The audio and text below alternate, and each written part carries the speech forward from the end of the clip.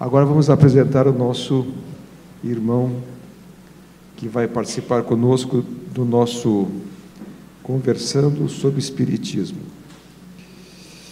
O Gustavo Silveira é mineiro e nasceu em Araxá, mas atualmente reside em Uberlândia, também localizada lá em Minas Gerais. Possui formação em ciência da computação e trabalha na área de tecnologia. Nas atividades espíritas, ele é filiado ao Grupo Espírita Leão Denis, em Uberlândia. Ele integra a equipe responsável pela produção do podcast Café com Espiritismo.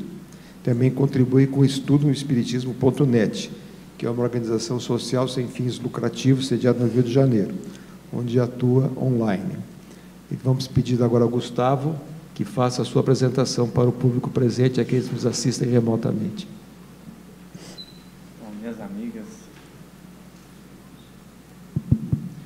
Minhas amigas, meus amigos, boa noite a todos. Que Jesus possa nos inspirar, nos envolver nessa noite. Antes de mais nada, gostaria de agradecer a confiança do convite, que nos honra com uma oportunidade, porque eu sei que para muita gente é mais uma quinta-feira normal, e para mim é o encontro da experiência com quem está aprendendo a conhecer. Portanto, um encontro marcante para minha alma, um presente ao meu coração. Agradeço a amiga Sila, que não só me acolheu na sua casa, como me trouxe. E eu sou mais ou menos isso que o Mário já leu. Sou o Gustavo, de Uberlândia, tenho 28 anos. Estou muito, muito feliz e agradecido de poder estar aqui. Que Jesus nos inspire. Muito obrigado, Gustavo. Então vamos iniciar já com as nossas perguntas. E eu vou fazer a primeira para o Divaldo. É uma pergunta que vem pelo YouTube, Divaldo de Maria. É possível diferenciar conscientemente as nossas experiências reais e encontros espirituais dos sonhos enquanto dormimos? Senhoras e senhores, queridas irmãs, queridos irmãos espíritas, caras amigas e amigos que nos acompanham pela Web TV Maçã do Caminho, nossos votos de muita paz. Inicialmente, gostaria de agradecer aos confrades, aos espíritas que vieram de outras cidades e participam hoje da nossa reunião. Alguns divulgadores, como o nosso Paulo, Joselma, Arlinda, de diferentes cidades, e principalmente os confrades do Paulo Estevão. É muito saudável esse trabalho de confraternização entre nós, aqueles que temos a visão espírita. E ainda irei mais longe, agradecer a presença da caravana de Aracaju. Os nossos irmãos vieram em um número expressivo participar da nossa atividade doutrinária de hoje, que é constituída por perguntas e respostas em torno da doutrina espírita. Para nós é motivo de gáudio, porque pregamos a fraternidade e deveremos viver muito fraternalmente. No próximo dia 19, estaremos vivendo grandes emoções. Nós já éramos cliente da Praça do Campo Grande, porém a Prefeitura está modernizando e, infelizmente, as atividades que realizava no Natal, na Praça do Campo Grande, o 2 de julho, Praça da Independência, agora são na Praça Municipal, na Praça Superior do Elevador Lacerda, de frente da Prefeitura Municipal, a antiga sede. Ali estaremos às 17 horas, com a nossa histórica manifestação de paz, você e a paz. Faz poucos anos, faz muitos anos, em 1958, quando, em um momento de reflexão, então eu disse-me a mim próprio, apesar dos 80 anos ainda tem disposição para atividades novas. Tantos conflitos, conflitos internacionais, conflitos nacionais, conflitos da própria criatura. Por que não lançar o movimento Você e a Paz?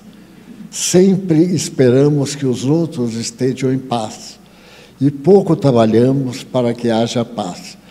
Então era uma audácia ir a ginásios, a escolas e abordar a problemática da paz.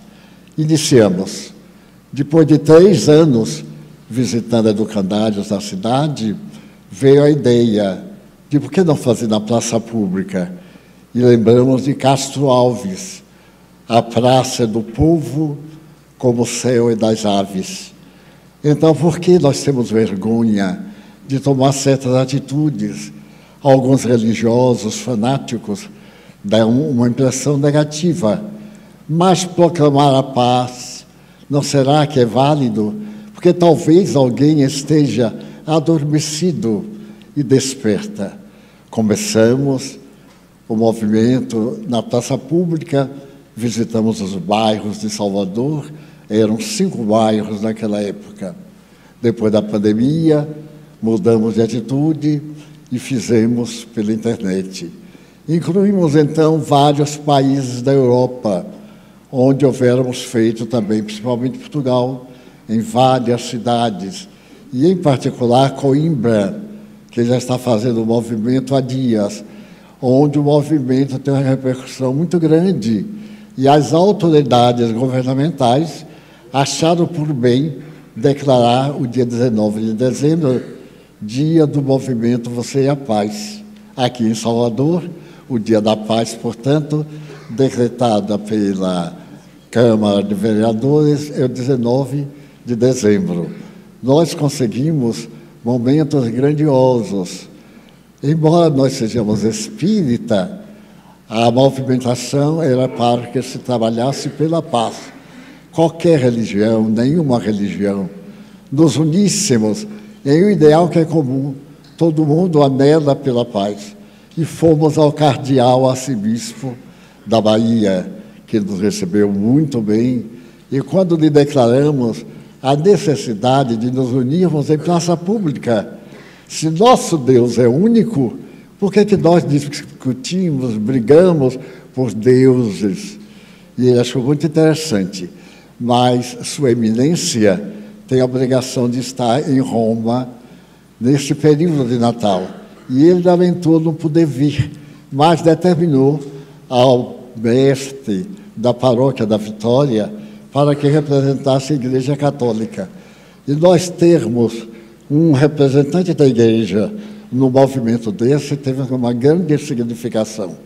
Mas este homem notável, que era um grande orador, esse monsenhor, fascinava quando ali na Praça do Campo Grande ele chamava-nos todos de irmãos e abordava o tempo da paz. Ele desencarnou e nós ficamos preocupados. Então Deus nos mandou outros, mandou-nos de São Paulo, um sacerdote que veio e falou de batina e contou que, apesar de ser padre católico, foi ali na Praça da Barra, da frente do Farol, ele era um grande simpatizante do Espiritismo, que ele explicava a realidade da vida e etc. E o movimento prosseguiu. Agora, passado o período mais grave da pandemia, nós damos continuidade na praça na qual a Prefeitura vai desempenhar as suas atividades de Natal. Nós também lá estaremos no dia 19. Convidem pessoas breguentas, pessoas antipáticas, pessoas ranzinzas, porque todo mundo que adora a briga é tão antipático que já briga a olhar a cara. Aquela cara antipática é um desafio. A gente tem que gostar dos feios, porque os bonitos já estão muito queridos. E então, no dia 19, lá estaremos com uma parte artística, excelentes cantores, com uma parte musical, também de um quarteto, com várias coisas, e também alguns oradores. Uma representante da mulher, a mulher espírita, a doutora Ruth Mesquita, que nos acompanha desde o primeiro dia, 1998 até hoje. E como eu não desencarnei em 90, aí saltei para a atualidade. E como eu tenho certeza que não vou desencarnar, até 19 também seria injusto esperar tanto. Aí eu espero que no ano 2030 nós comemoremos mais um momento. Assim esperamos que todos lá estejam. Não há nenhuma novidade. A nossa presença, acabar com a comunidade, deixar de esperar que os outros façam o que nos cabe fazer. Então, dentro disso, nós aumentamos o convite do nosso presidente para o dia 19. Todos estávamos lá. E eu me recordo de cenas muito pitorescas. Falando isso em outros anos, uma senhora muito simpática ouviu-me seriamente. E quando chegou no dia 19, estava um número muito grande, umas 10 mil pessoas ali no Índio, do Campo Grande. Quando ela se levantou, me deu um adeus com o lenço que a Thelma distribui, o movimento de eventos, e disse assim: que beleza, se o mundo obedecer o trabalho que nós aqui estamos, a guerra não virá tão cedo. E olha, demorou. Agora que a guerra explodiu num dos países religiosos da Ásia, que é Israel, e também os seus inimigos já tradicionais. Mas nós oraremos pela paz. Não deixemos de mostrar que o nosso pensamento é pacífico e pacificador. Então, neste momento tão significativo, eu agora pergunto de novo ao Mário, que eu estava tão preocupado.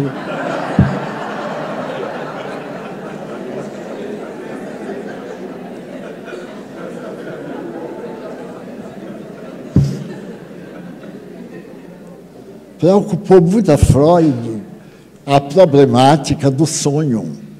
Naquele tempo, a ciência psicológica, a psiquiatria estava dando seus primeiros passos, a ciência reconhecia o estado de sono, o estado de sonho e o estado desperto.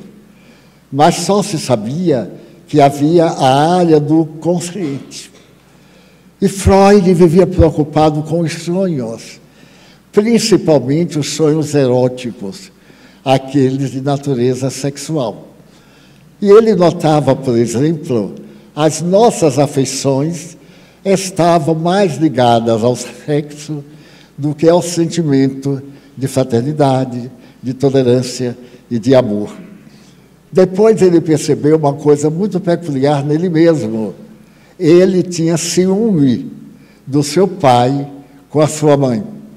Era, portanto, um complexo que estava presente numa das lendas gregas, a história de Édipo. Édipo termina casando-se com sua mãe, manda matar seu pai e experimenta um tormento tão grande que termina por suicidar-se. Então ele percebeu que ele era Édipo em relação ao seu pai. E a coisa era tão séria que quando seu pai morreu, em Viena, ele foi ao enterro, é natural.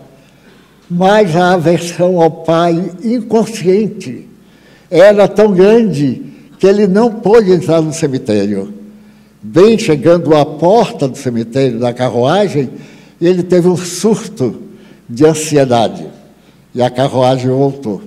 Então ele estabeleceu esse terrível tormento de Édipo, aquela criança que, ao nascer, Tiresias, o vidente da Grécia, estabeleceu que mataria o pai. E o pai, receando ser assassinado por ele, o pai era o rei, e ele mandou que matassem o filho da floresta. E o homem que foi destacado para matar Édipo, chegando na floresta e vendo aquela criança, teve compaixão e deixou lá. A vida que se carrega, ele vai morrer devorado pelos lobos. E partiu, não o matou.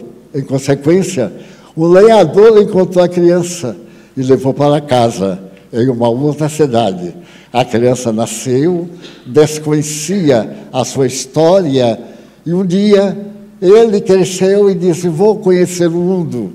E partiu na direção da Grécia. E a partir daí começa uma nova lenda. Por fim, ele vai para os jogos e atira o disco. E o disco atravessa as fronteiras do edifício e decepa a cabeça de um homem que estava na rua. Era seu pai, que havia saído por um pouco e foi degolado pelo disco que ele atirou. Ficou viúva aquela senhora, e ela necessitava de casar-se. Sem ele conhecer a história nem ela, entre os candidatos que se apresentaram para casar, ele era um daqueles com quem ela simpatizou e casou com ele. Teve filhos, quando mais tarde ele descobriu que ela era sua mãe. Então, desesperado, ele se cega e vai para a estrada para cumprir a sua sina, guiado por uma filha mais velha. É que vale dizer que a função sexual é uma necessidade orgânica, e a cegueira de quando estamos devorados por ela nos perturba. É necessário controlar essa cegueira, e é muito curioso porque Freud traslada da lenda para ele próprio e começa a fazer um trabalho muito grande de identificar o que ele chama libido, o prazer sexual. Este prazer, mais tarde, vai aumentado para outras áreas. E é nesse momento que ele descobre uma jovem que sofria de uma dor de cabeça terrível e não havia maneira alguma de ficar curada. Depois de passar por vários especialistas, ela vai até ele. E ele faz uma hipnose para ela muito superficial. Licença.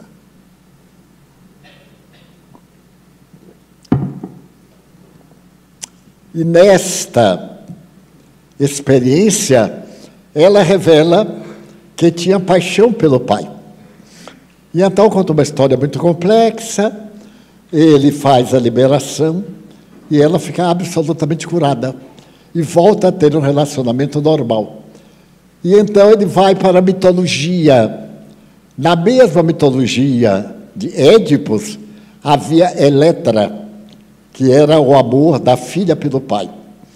E a sociedade ficou escandalizada quando ele falou que muita moça era apaixonada pelo pai e muito menino pela mãe e vice-versa. E a igreja, que estava sempre às ordens para condenar, transformou em pecado capital. A questão não é pecatória, é biológica. A união dos genes idênticos provoca aberrações. Daí, nas cortes medievais, sempre havia dementes, deformados, pessoas angustiadas, suicidas, depravados, porque era o resultado de genes da mesma família. Irmãos, Cleópatra, por exemplo, era a herdeira dos faraós, era faraônica, e tinha 4 irmãos que ela mandou matar depois. E então, os filhos do casal, é claro que herdando os mesmos genes, como nós vemos hoje as enfermidades mentais, as enfermidades emocionais, elas começaram a aparecer da identidade dos genes. E se pensava que nós tínhamos aproximadamente 100 milhões de genes, porque a escala genética é tão grande. Mais tarde, por ocasião da decodificação do genoma humano em 1950, se descobriu que o número de genes nossos são apenas 35 mil. E nós temos praticamente os mesmos genes dos ratos. A diferença entre mim e um rato é de 300 genes. É por isso que as cortes políticas do mundo têm tanto indivíduo com poucos genes. Então ficaram parecidos aos ratos. E é típico, é uma questão genética, faltam os genes, não tem jeito. Eu procurei saber se eu tinha quantos genes, porque eu vi que não dava para ser rato, mas pelo menos ser gato. Como a modernidade de Deus, olha, ele é um gato, uma gata, graças a Deus, porque quem é rato, geneticamente é degenerado. Pois bem, e aí a coisa tomou vulto, e aquilo passou a ser um pecado. É um pecado? Não, é uma questão de ética, de respeito pessoal, de intimidade fraternal. É um convite ao amor fraterno, sem o interesse imediato da sensualidade. É aí que nasce o momento que Freud pergunta, mas isso está na consciência? Não, porque ninguém lembra. De repente, nós temos uma pessoa que é muito amiga, e uma hora a gente olha e nota diferente. Começa, às vezes, a amar uma pessoa que a gente queria bem, e cria um problema muito sério, porque a fraternidade se transforma em sensualidade. Então, nos cabe o equilíbrio. Temos o nosso parceiro, a nossa parceira, e daí a pouco somos guiados para outros. É a libido. Nós temos que educar, porque não vamos poder possuir metade da civilização. Então, é uma necessidade orgânica para a construção da sociedade. Então, Freud percebeu que no nosso cérebro, a parte superior é a consciência. Mas aquilo que a consciência realizou ontem fica arquivado. Então, nós temos uma outra consciência, que ele denominou porque está ali embaixo, consciência. Os dados de hoje vão ficar sobre os dados de amanhã e sucessivamente. Então, a tese do inconsciente foi a partir de 1885, quando, em Paris, nas reuniões realizadas com o notável fisiologista, constataram que nós temos duas emoções, a consciência e a subconsciência. Mas, em Genebra, como em Zurique, um outro psiquiatra, que era descendente de religiosos e que se cansou da religião e abandonou a religião, se tornou livre pensador, Carl Gustav Jung, ele percebeu que, apesar da sua formação religiosa, ele tinha a libido muito ativa. A maioria das suas pacientes maiores de 40 anos se tornaram afeições sensuais no seu relacionamento de consultório. E ele começou a sentir-se, de certo modo, ele era um psiquiatra, um psicanalista, a palavra veio depois, era um psicólogo profundo, e tinha casado com uma mulher extraordinária, de nome Eva. Eva era uma mulher rica, e ele se casou mais por causa do dinheiro dela. E ela não se importava, porque ela o amava, e sabia que ele era infiel. Ele dizia, e às vezes ele contava a algumas pacientes que iam para a casa dele, e então se aproveitavam do lar, e Eva fingia não notar. Mas é tão lindo isso do ponto de vista psicológico, que Eva morreu quando ele estava maduro. E ele aí parou e notou que a única mulher a quem ele amou foi Eva. Pela nobreza de sentimentos. Ele pediu perdão pelas vezes em que foi insensato. E ele disse a si mesmo, é provável que ela me perdoe, porque ela me amava tanto, que sabe que eu tinha necessidade de ser infiel. Então, ele descobre que o nosso inconsciente é muito complexo e é dividido em duas hastes. O inconsciente individual, por exemplo, eu me lembro da minha infância, como todo mundo, determinados lances que me marcaram, é uma lembrança pessoal. Mas eu me lembro também do meu inconsciente profundo de fatos da humanidade toda.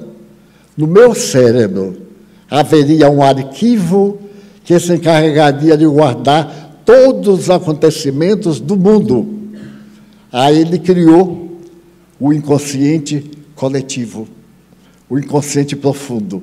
Por exemplo, se eu caio em transe aqui e falo de determinado fato histórico, ele está dizendo que esse fato histórico está no inconsciente da sociedade. E eu herdei. Mas quando veio a reencarnação, que Jung terminou aceitando, Freud não. Ele então percebeu que essa lembrança é verdadeira porque a pessoa viveu na época daquele acontecimento. E ele estava arquivado. É o inconsciente coletivo. A gente pode falar qualquer idioma onde já haja reencarnado. E as experiências que ele teve com a prima de 15 anos de idade provaram isto. Então ele defende a tese do inconsciente coletivo. O sonho está, portanto, dentro desse inconsciente. Muitas imagens na televisão, eu estou aqui, a televisão está ligada atrás de mim. O meu inconsciente está vendo. Eu não tenho consciência, mas está sendo arquivado. No estado de transe, ou no estado alterado de consciência, hipnose, de desdobramento da personalidade, eu posso falar do que estava na televisão, embora eu não ouvisse com a audição convencional, ou a audição dos meus 5 sentidos. Eu ouço por uma percepção, porque a ciência provou que a memória não está somente no cérebro. Em cada centímetro quadrado de pele, nós temos 5.000 células de memória.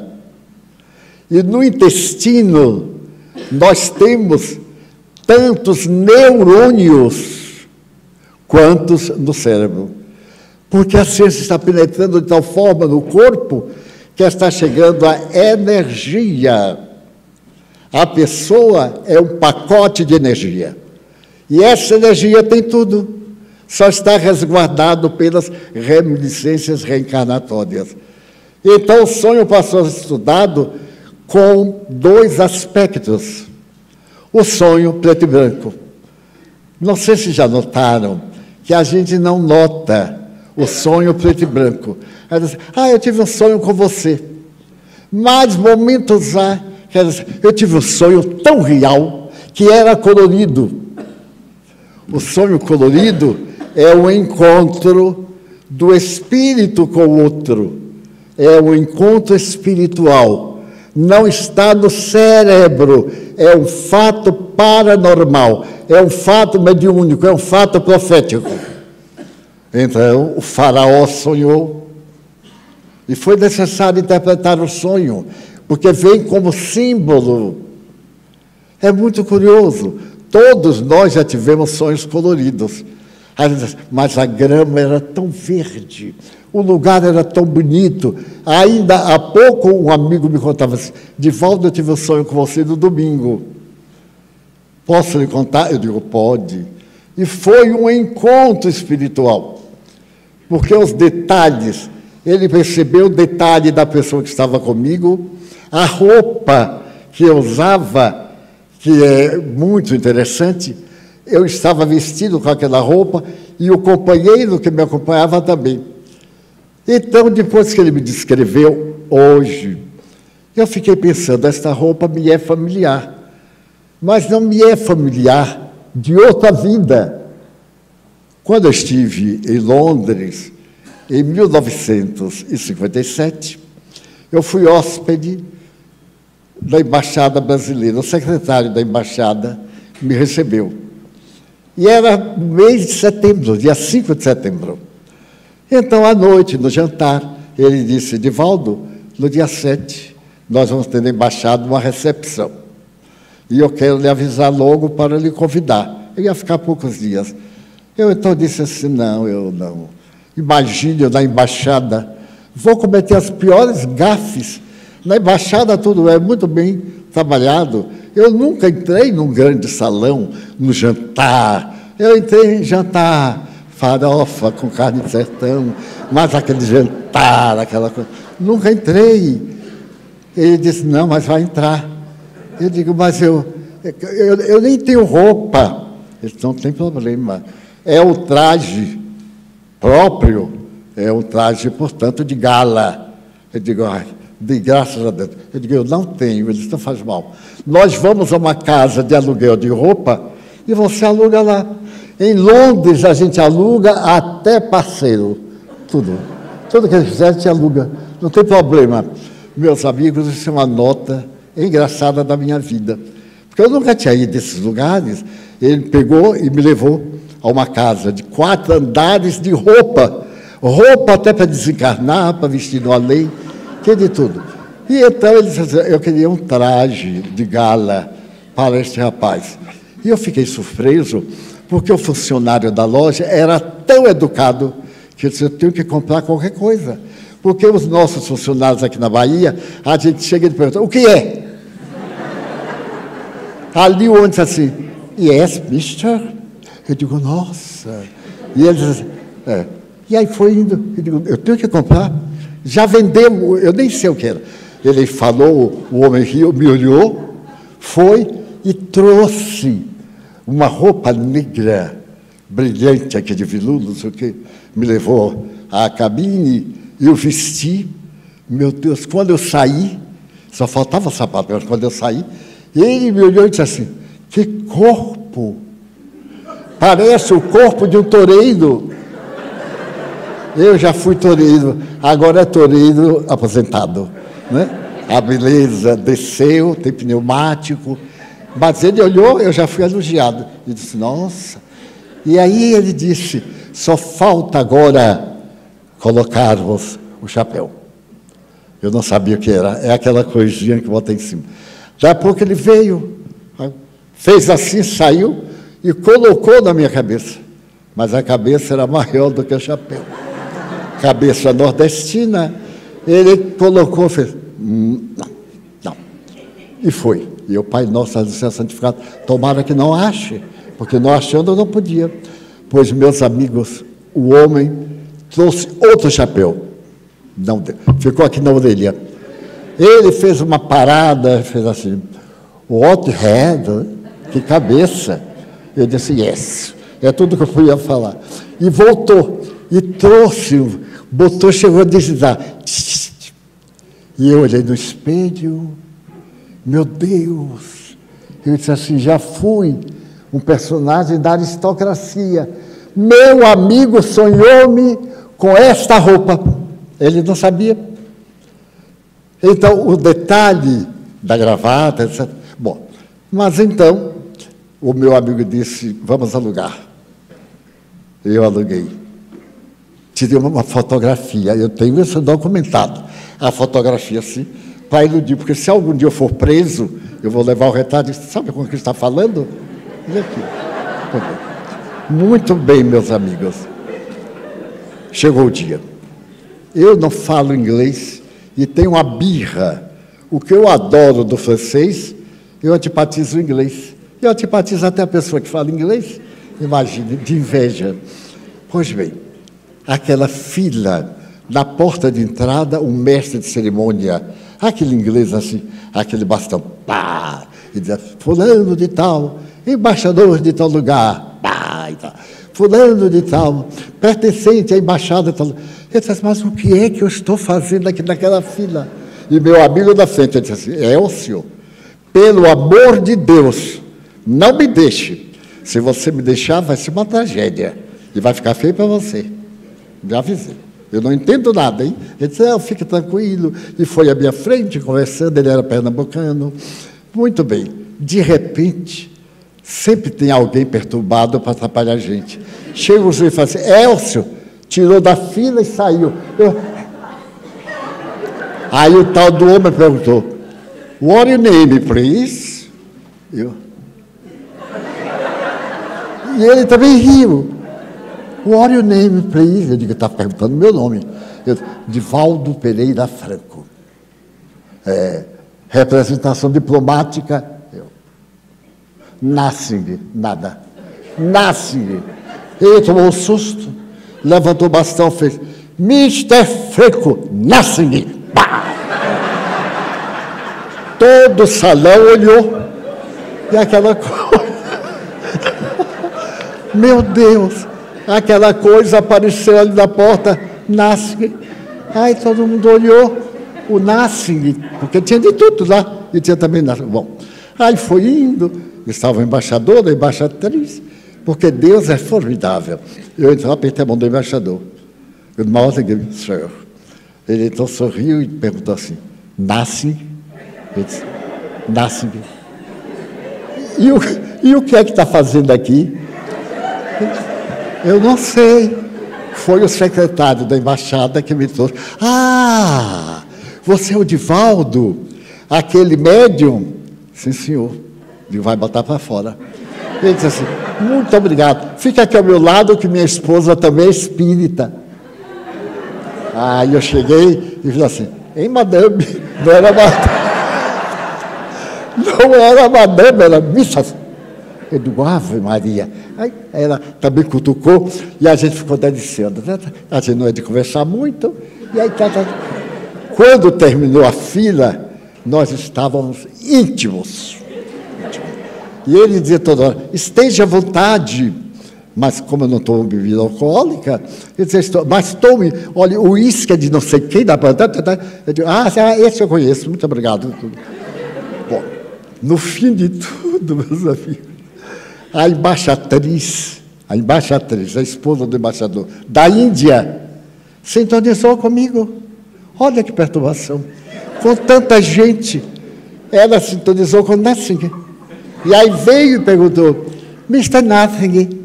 Eu disse, oh, não, I am Divaldo Franco. Oh, Nassing. Eu digo, Deus tenha misericórdia para ver. Então, os sonhos podem ser lembranças de outras vidas, podem ser encontros espirituais. E aqueles triviais são sonhos provocados pelo aparelho digestivo, sonho depois das refeições, sono depois de um grande cansaço. É o cérebro jogando para fora, numa catástrofe de limpeza, as impressões mais pesadas e angustiantes. Então, se tiver um sonho colorido, procure ver os detalhes, porque é uma mensagem espiritual. Vamos agora ao nosso intervalo. Eu gostaria de fazer referência a alguns itens importantes a respeito do movimento Você e a Paz. Ele foi fundado por Divaldo em 1998. Então, se comemora os 25 anos, e nós temos a participação de 14 países e de 12 estados. Eu vou fazer uma pergunta agora ao Gustavo. Gustavo, a Suzy, que está aqui presente, faz uma pergunta para você. Como atrair o jovem e garantir seu desenvolvimento na doutrina espírita? Maravilha. Obrigado pela pergunta. E essa é uma discussão muito importante. Eu acho que ela é necessária mesmo. O único cuidado que eu acho que tem que ter é para a gente não desesperar, porque nós não trabalhamos sozinhos. Jesus também está trabalhando. E Ele está investindo em todos os movimentos religiosos. Então, a gente precisa pensar sobre a juventude no movimento espírita, mas acho que a gente não precisa se desesperar.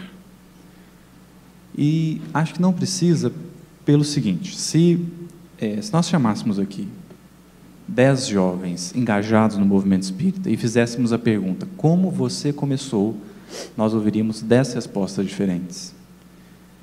Então, o problema de desesperar em torno dessa questão é querer achar uma regra que desconhece o contexto. E aí a gente vai querer aplicar uma regra para o movimento espírita, mas essa regra, às vezes, ela não se aplica. Então, o que eu acredito que nós precisamos fazer acerca da juventude é cada movimento particular, cada casa espírita, se propor a acolher esses jovens e esperar. Por que eu digo esperar? Porque a gente não tem como plantar interesse em quem não tem. Não dá para gerar interesse em alguém que não tem. Se a pessoa não tem, Aí eu corro um risco de deturpar a doutrina espírita para agradar. Mas aí tem um conselho de Pedro para Paulo, no Paulo e Estevão, que é assim: o trabalho do Cristo não é um trabalho de atrair, é um trabalho de converter. E se você quiser atrair o jovem, talvez você vai deturpar a doutrina espírita para ele gostar. Então, precisa ter um encontro ali, do interesse que nasce no coração com a oportunidade. Então, eu acredito que se cada casa espírita se propuser a acolher aquele que chegar, convidar, sim, fazer incessantemente o convite e acolher com doutrina espírita, porque eu já tive algumas experiências que reforçam essa crença de que Jesus está trabalhando. Em alguns lugares, uma que me chamou muita atenção foi em BH. Cheguei em BH, aí eu falei assim: vocês conhecem o livro Fonte Viva? Aí os jovens falaram assim: a gente conhece. Eu falei: nossa. Vocês conhecem Joana de Ângeles? A gente conhece. Eu falei: nossa. O que vocês já leram? Aí começaram a falar o que leram, o que gostaram. E aí a gente conversou a respeito disso e eu vi que o que aconteceu ali foi um encontro de jovens interessados com uma casa que acolhia. Isso aconteceu comigo, particularmente, quando eu retornei à doutrina espírita, em 2016, morava em Araguari ainda, fui para uma casa espírita, que tenho vínculo até hoje, e fui extremamente bem acolhido com doutrina espírita. Ninguém maquiou doutrina espírita para mim. Aí chegamos, tanto é que um dos trabalhos que a gente fazia era ficar 5, 6 horas na porta de um supermercado pedindo alimento para as pessoas, para a gente fazer as cestas básicas. Então, o que eu acho que a gente precisa fazer é esse acolhimento com responsabilidade. Então, o jovem chegou, ele quer sentir o que é o Espiritismo, dá uma responsabilidade para ele, mas uma responsabilidade verdadeira, algo que ele precisa desempenhar, estimulando na sua evolução, acompanhando, se possível, mas sem desespero, porque eu acho que a gente está tão desesperado com algumas questões e esquece do que é essencial, Aí a gente está preocupado com o movimento jovem no Espiritismo, a gente está preocupado com uma série de questões, e aí chega alguém e fala assim: mas vamos viver o Espiritismo como está escrito? E é muito mais difícil. Você quer perdoar? Você quer reconciliar? Essa é uma tarefa que eu acho que a gente podia estar mais preocupado. Então, acho que é mais ou menos por aí, assim, sem muito delírio, para que a juventude chegue na casa espírita e encontre Espiritismo. Obrigado, Gustavo. Eu vou dar sequência com mais uma pergunta ao Gustavo. Nós, nas nossas atividades, ao final das nossas reuniões, nós temos os passes. E muitas pessoas, às vezes, desconhecem a respeito da metodologia, da ciência do passe. Então, eu perguntaria se você pode explicar para o público presente alguma coisa a respeito do passe espírita, na casa espírita. Vamos lá. O passe na casa espírita, ele tem uma vantagem, vamos dizer assim, que é algo que os espíritos vão comentar lá no Livro dos Médiuns, quando Kardec está perguntando sobre a parte de cura. E os espíritos vão surpreendentemente dizer assim: a cura ou a faculdade de curar não é uma mediunidade necessariamente. Todos os verdadeiros crentes têm a possibilidade de curar. O crente, no caso, é a pessoa que tem fé, né? Aí Kardec faz uma pergunta assim: mas e a pessoa que não tem crença em nada e consegue curar? Aí os espíritos vão dizer: é porque ela tem, né, um magnetismo próprio. E em seguida Kardec pergunta: essa pessoa, se ela soubesse da assistência espiritual, ela poderia potencializar a sua ação, o seu ato? Os espíritos dizem assim: poderia fazer algo que chamarias de fenômenos, prodígios. Então, o passe na casa espírita, ele é o instrumento passista, o médium passista, que está ali a transferir energias, ou magnetismo, né, o seu magnetismo, como queiram, com a assistência espiritual. Uma assistência que vem para sanar ou atender, em maior ou menor grau, a necessidade daquele que confia no passe. E, portanto, eu cito a questão do livro dos médiuns, porque os espíritos vão esclarecer como que a fé é importante nisso. Como que a fé é mais do que um potencializador, né? Ela é quase que algo a garantir o benefício, tanto de quem vai dar, quanto de quem vai receber. Então, o passe na casa espírita, ele tem essa intenção de auxiliar a pessoa naquilo que ela veio buscar, porque nem sempre ela está adoecida do corpo, nem sempre ela está com algum problema de saúde física, às vezes ela está com alguma questão, e o passe vem para acalmar, acelerar.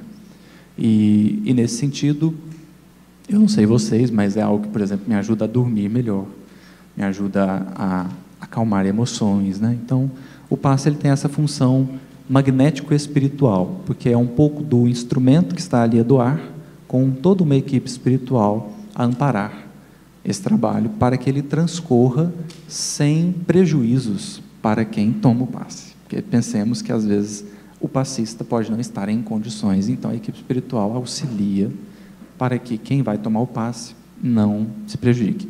E, nesse sentido, uma coisa muito interessante de se dizer e de se pensar é que não tem passe forte, né? Não tem passe melhor, um melhor do que o outro. Passe é passe. A diferença é como que você se comporta no passe, né? Aí pode fazer alguma diferença, mas se nós nos abrimos a receber, Jesus sempre tem para dar. Obrigado, Gustavo.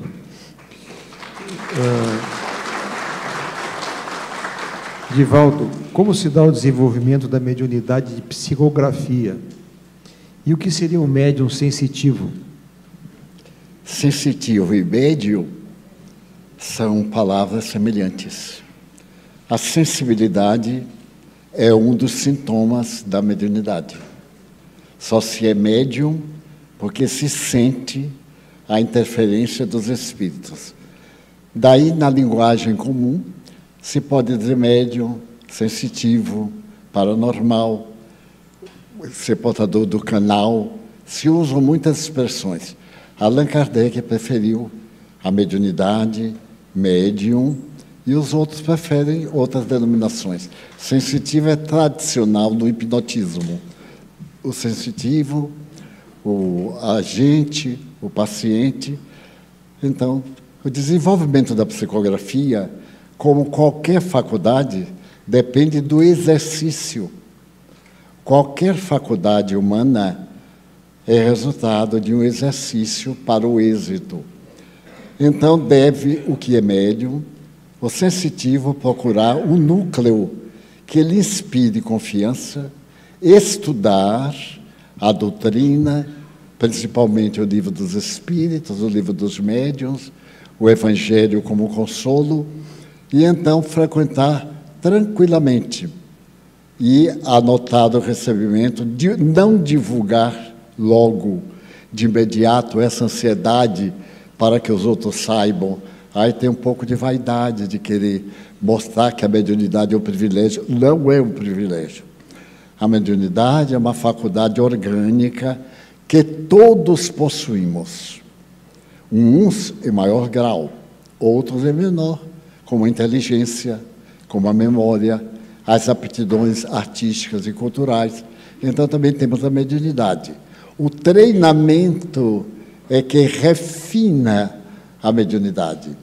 Agora, para esse treinamento, é necessário uma instituição ou alguém para auxiliar o médium, porque ele é médium. Ele é apenas instrumento. Então, temos que educar o instrumento. Eu vejo, por exemplo, o médium começa a tremer, a bater. Não é necessário nada disso. Isso é descontrole do sistema nervoso central. Vamos dizer, quando eu tenho uma notícia, ou estou numa expectativa, eu tenho um tremor. Não tem nada a ver com mediunidade. É o meu sistema nervoso. Então, quando eu sento à mesa e começo a receber os denominados choques, o fluido do espírito, vinculando-se ao fluido meu, pelo meu perispírito, alma após alma, porque o espírito não entra no médium, ele fica ligado aos centros da mediunidade, que estão no sistema nervoso central e nas glândulas endócrinas. Então, ele deve coibir, corrigir. Eu vejo que o médium fica batendo assim. Por que esse espírito veio bater tambor? Não se justifica. Então, nós temos manias. Nós ouvimos. A primeira vez que eu fui a um país, eu fiquei surpreso com uma técnica que eles me arranjaram. Antes de receber o espírito, bocejavam. O bocejo é o resultado de um cansaço orgânico. É eminentemente quando eu estou cansado, quando eu estou indolente, e sem qualquer ideal, eu elimino o gás carbônico, eu bocejo. Mas ali não, ali era a entrada do espírito. E era cada bocejo que eu fechei os olhos, porque era horrível. Manias. A mediunidade não precisa de nada. Não precisa de nenhum espetáculo, de botar as pernas para cima ou para baixo, porque ela é interior. Então, eu estou falando de uma hipótese. Se eu mudo o tom de voz, o conteúdo de voz, eu estou num transe mediúnico. E posso estar perfeitamente consciente. Lá em Uberaba, como em Pedro Leopoldo, eu vi dezenas de vezes Chico Xavier ia tomar um cafezinho depois que acabava a reunião, pela madrugada. Então, servia o café. A xícara não tinha pilhas, não tinha colher, não tinha nada dessas complicações. O café já vinha adoçado para facilitar. Ele, então, pegava a xícara e Emmanuel, o guia espiritual, queria orientar as pessoas. Então, ele começava conversando. A mediunidade, numa hipótese, a mediunidade é muito delicada. O médium é uma pessoa sensível, por isso chama sensitivo. Sensível, capta ideias que outros não captam. Então, aí ele entrava no campo da mediunidade para conciliar. A gente olhava para ele, ele estava perfeitamente normal. Um pouco pálido, um pouco de sudorese. E, às vezes, pelo cansaço de uma noite de trabalho, um ligeiro tremor. Então, muitos médiuns antes têm que bater na mesa, têm que gritar, têm que se jogar no chão. Há pessoas que os médiuns derrubam as cadeiras, ele é mal educado. Se aqui algum médium quebrar a cadeira, ele paga. Porque não tem nada a ver com mediunidade, imagina. Daí quem está de fora, é uma casa de loucos. Então vem um espírito, dá um berro, vem outro, dá um grito, vem outro, joga o médium na parede. O que é isso? Isso é um descontrole. Não é nada mediúnico. Quando eu vou escrever normalmente, eu não faço careta nem nada, porque na mediunidade eu faço. Portanto, é falta de educação mediúnica. Muitas vezes eu me tenho visto perfeitamente mediunizado, conversando, sem que a pessoa saiba. E eu percebo depois, e fico muito contente, porque o que importa não é estar mediunizado ou não, é o conteúdo da mensagem. Isso é que importa, a qualidade, o bem, a autenticidade. Daí, a melhor maneira de educar a mediunidade, a psicografia, que é a mesma coisa da psicofonia. No caso, o espírito usa a voz, utilizando naturalmente dessa função cerebral, a terceira circunvolução frontal esquerda do cérebro, ou utilizando-se da glândula pineal para produzir o automatismo da palavra. Então, muitas vezes, o médium diz alguma coisa que não pensou, e toma um choque, quando é uma coisa muito severa, porque a função nossa não é desanimar. Como é que acontece? Vai a um médium, você tem 6 obsessores. Eu já vi, já disseram para mim, você tem 8 obsessores. Eu digo, nossa, eles pararam e você contou, não é? Fantasias. E acha que atemorizando a pessoa vai para o espiritismo. A gente deve ir para o espiritismo não porque os obsessores estão conosco. A gente deve mudar a moral para que os obsessores não fiquem conosco. Se mudar a moral, não precisa mudar para nada. Já está na doutrina do Cristo, que é a doutrina do amor e do equilíbrio. Então, o melhor método é uma boa conduta para atrair espíritos nobres. É como nós nos sentiremos muito bem com pessoas mais evoluídas do que nós. Com pessoas menos evoluídas ou de caráter venal, a gente tem vergonha de estar com eles. Às vezes está com uma companhia e encontra um amigo e fica meio, como diz, uma calça justa ou saia justa, porque a pessoa não corresponde ao nosso padrão. Imagine como será esse acompanhante do indivíduo. Daí nos esforcemos para boas companhias. E eles nos inspiram a todo instante. Obrigado, Divaldo. Gustavo, tem uma pergunta que chegou no YouTube da Cristiane, e ela pergunta de forma bem simples: como devemos orar? De forma bem simples, com o coração.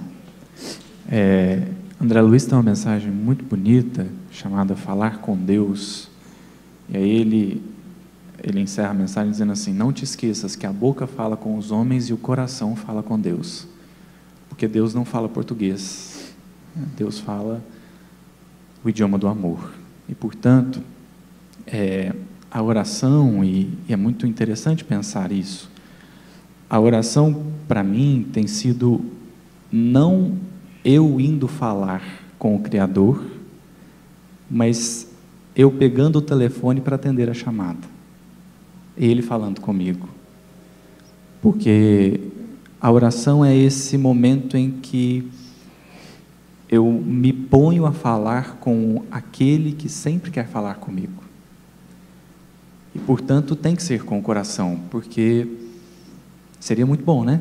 Se chegasse uma mensagem no WhatsApp, assim, meu filho, faz assim, mas não é assim. E, portanto, a oração precisa ser esse momento da sinceridade do sentimento. Porque é com alguém que te conhece profundamente, para quem não precisa ter máscaras, né? Então, como devemos orar? Silenciando, né? Silenciando, para a gente poder ouvir. Porque certamente Ele nos inspirará, nos direcionará. Emmanuel, por isso mesmo, escreverá uma mensagem chamada Oração e Atenção no livro Coragem. Aí ele diz assim: ora e pede, em seguida presta atenção. Algo ou alguém virá ao teu encontro, doando-te na essência os avisos ou informações que solicites. Muitas vezes esses mesmos avisos ou informações virão através da página de um livro, através de um conselho de um amigo, e sim, através de um livro, de uma página, e através do sentimento, a inspirar o cérebro, ou através de uma ideia, a conduzir o coração. Então, orar é isso, é se abrir para ouvir o Criador. Obrigado, Gustavo. Vamos agora para o final da nossa reunião. Eu pediria ao Gustavo que se despedisse então do público presente e remoto, por favor, Gustavo. Então, meus amigos, mais uma vez agradecendo profundamente a possibilidade de aqui estar, de poder dividir esses momentos, embora breves, mas marcantes. Dizer mais uma vez da minha alegria, agradecer a querida amiga Sila, a Divaldo, Mário e tantos voluntários que aqui comparecem, trabalham para que essa obra permaneça de pé. É uma alegria imensa, uma honra grande mesmo para mim, poder vir a um local que nasceu antes de mim e, se Deus quiser, prosseguirá depois de mim. Que Jesus nos abençoe a todos, nos inspire e nos fortaleça sempre. Nossos votos de muita paz. Muito obrigado, Gustavo.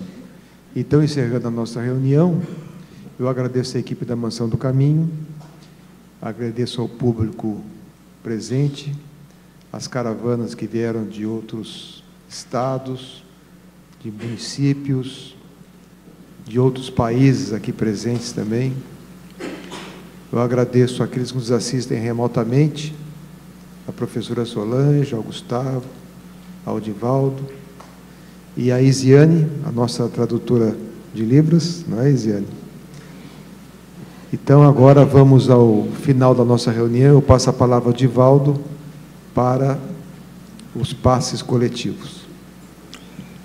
Agora é o momento de recebermos o influxo da bondade dos guias espirituais, de nossos bons amigos. Sintonizemos com eles, apelemos a Jesus Cristo, para que nesta hora nos socorra e atenda, se possível, as nossas rogativas. Pedimos aos companheiros da mediunidade para que tomem os seus lugares.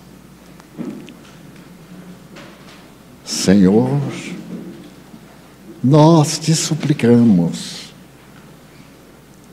neste momento de oração, que nos ajudes a sintonizar com as forças universais do bem.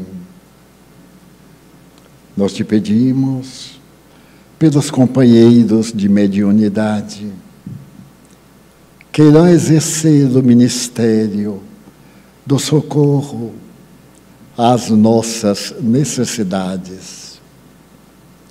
Divino amigo, ampara-nos.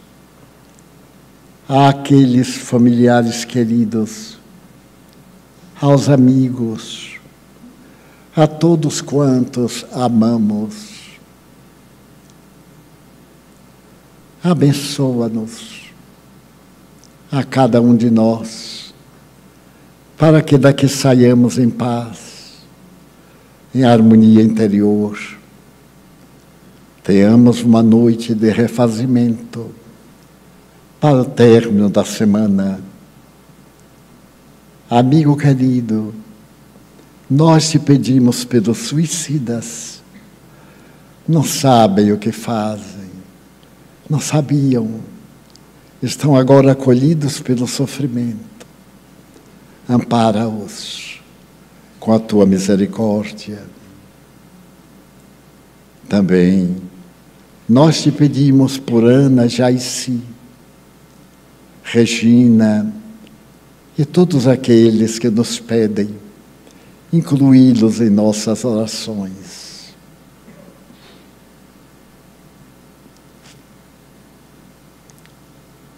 Bom amigo, pedimos-te por aqueles que não gostam de nós, que lutam contra nós.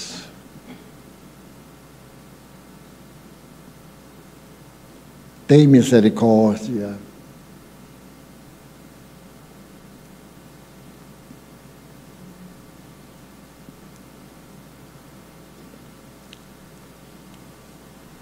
Pedimos-te pela nossa casa, nosso reduto de paz, de prece, de esperança, para que sincronize com o mundo transcendente